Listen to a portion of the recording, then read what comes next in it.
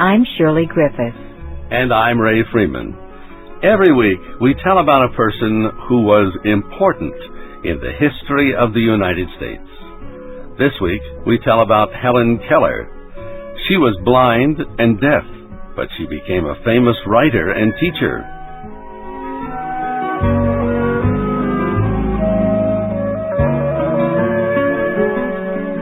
The name Helen Keller has had special meaning for millions of people in all parts of the world. She could not see or hear. Yet Helen Keller was able to do so much with her days and years. Her success gave others hope.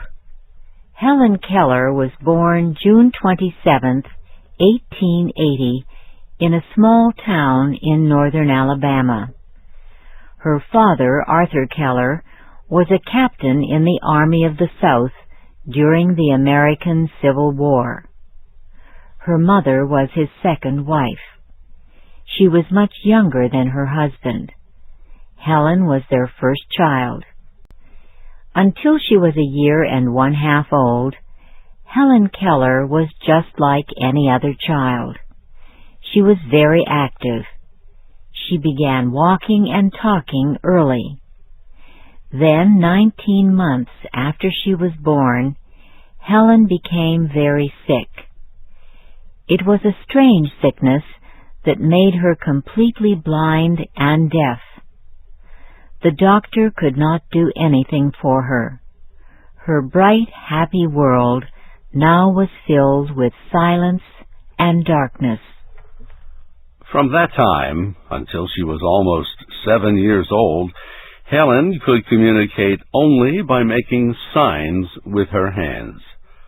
But she learned how to be active in her silent, dark environment.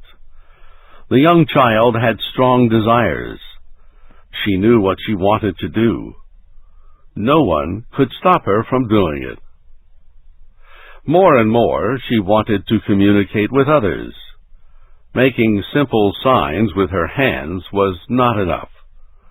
Something was ready to explode inside of her because she could not make people understand her.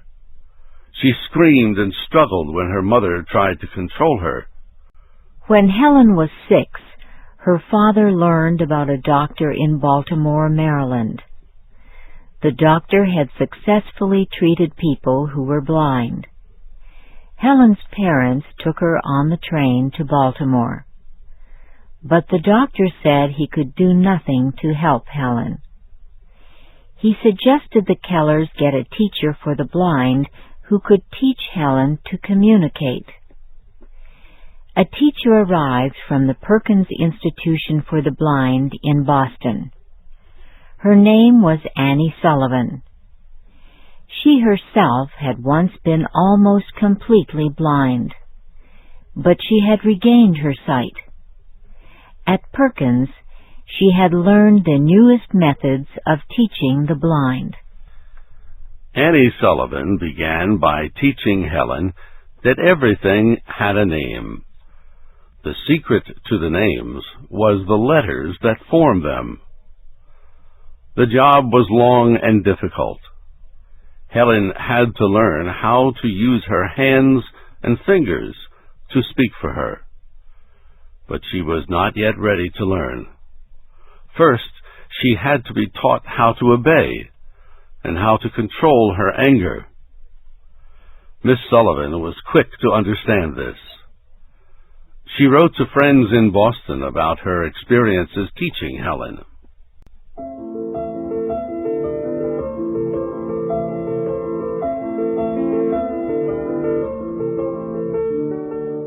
The first night I arrived, I gave Helen a doll.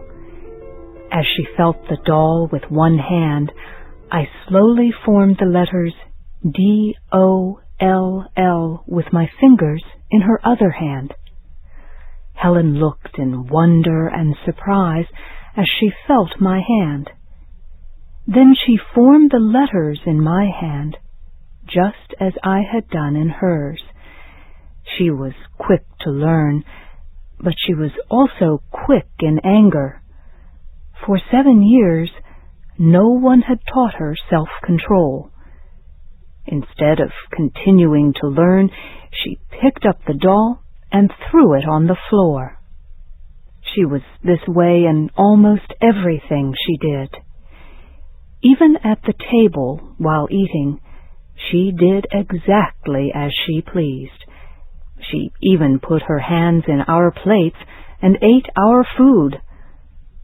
The second morning, I would not let her put her hand on my plate. The family became troubled and left the room. I closed the door and continued to eat. Helen was on the floor, kicking and screaming and trying to pull the chair out from under me. This continued for half an hour or so. Then she got up from the floor and came to find out what I was doing. Suddenly she hit me. Every time she did this, I hit her hand. After a few minutes of this, she went to her place at the table and began to eat with her fingers. I gave her a spoon to eat with. She threw it on the floor. I forced her to get out of her chair to pick the spoon up. At last, after 2 hours, she sat down and ate like other people. I had to teach her to obey, but it was painful to her family to see their deaf and blind child punished. So I asked them to let me move with Helen into a small one-room house nearby. The first day Helen was away from her family, she kicked and screamed most of the time. That night I could not make her get into bed. We struggled, but I held her down on the bed. Luckily, I was stronger than she. The next morning, I expected more of the same, but to my surprise, she was calm, even peaceful. 2 weeks later, she had become a gentle child. She was ready to learn. My job now was pleasant. Helen learned quickly. Now I could lead and shape her intelligence. We spent all day together. I formed words in her hand, the names of everything we touched. But she had no idea what the words meant. As time passed, she learned how to sew clothes and make things. Every day we visited the farm animals and searched for eggs in the chicken houses. All the time I was busy forming letters and words in her hand with my fingers. Then one day, about a month after I arrived, we were walking outside. Something important happened. We heard someone pumping water. I put Helen's hand under the cool water and formed the word W-A-T-E-R in her other hand. W-A-T-E-R. W-A-T-E-R. I formed the word again and again in her hand. Helen looked straight up at the sky as if a lost memory or thought of some kind was coming back to her. Suddenly, the whole mystery of language seemed clear to her. I could see that the word W-A-T-E-R meant something wonderful and cool that flowed over her hand. The word became alive for her. It awakened her spirit and gave it light and hope. She ran toward the house. I ran after her. One by one she touched things and asked their name. I told her. She went on asking for names and more names.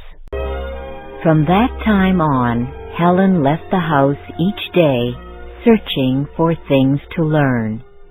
Each new name brought new thoughts.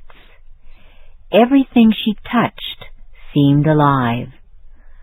One day, Helen remembered a doll she had broken.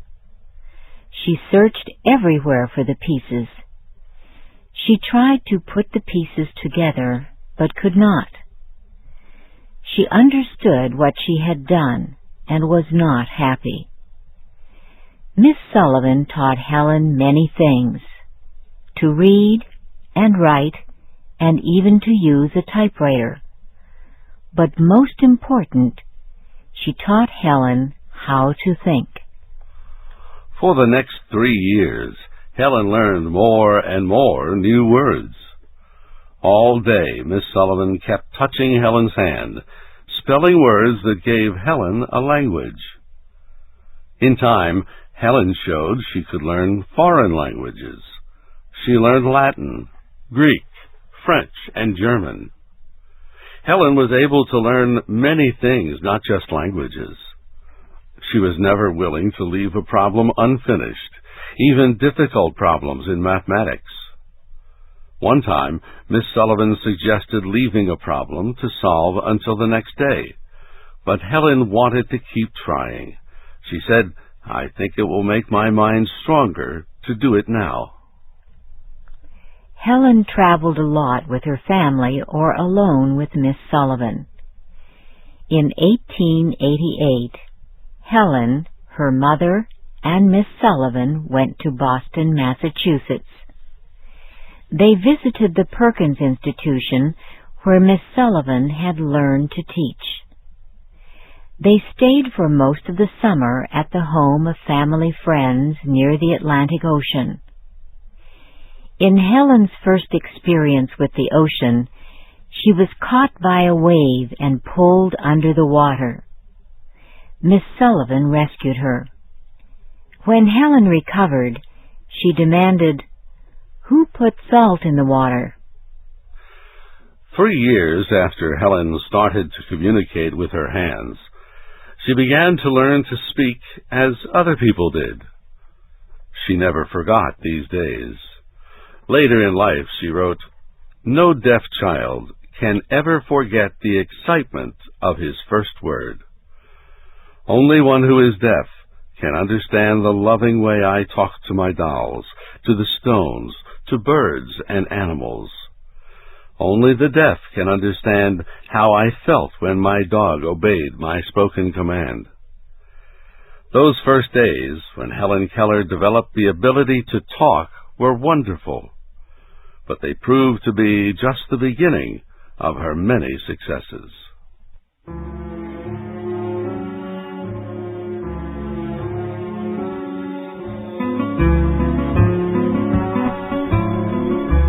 You have been listening to the first part of the story of Helen Keller. It was written by Catherine Clark. Your narrators were Sarah Long, Ray Freeman, and Shirley Griffith.